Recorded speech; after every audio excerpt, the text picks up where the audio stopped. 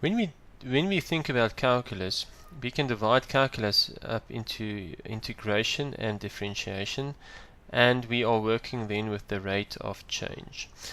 Okay, but now there is one thing that's important in calculus, especially with differentiation, is that you must be able to differentiate a function. You can't differentiate a function if it's not continuous at a point, or if it doesn't have a limit at that point that fits into this graph. And that's where limits, continuity, and differentiability comes in. Now limits, how that works is, let's say you have limit, this is the limit, this is the abbreviation for limits, or the limit.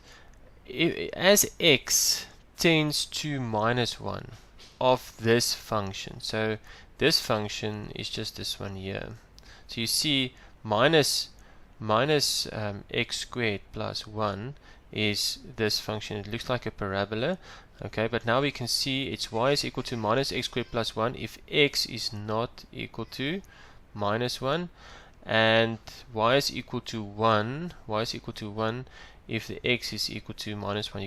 You can see this because this looks like a parabola, except here at minus 1 you see there's a dot there. There's a piece that has been separated from this graph.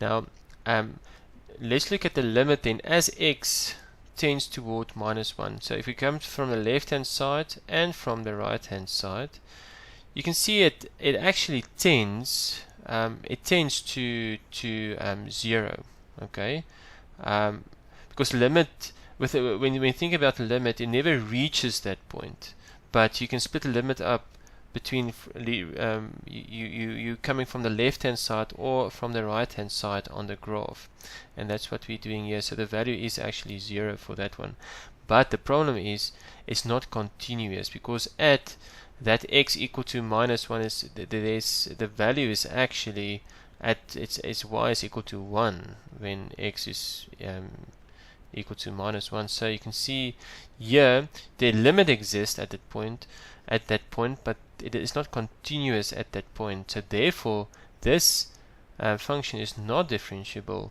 at least at x equal to minus 1, and that's why you need limits and continuity to determine if a function is differentiable at certain points or at all.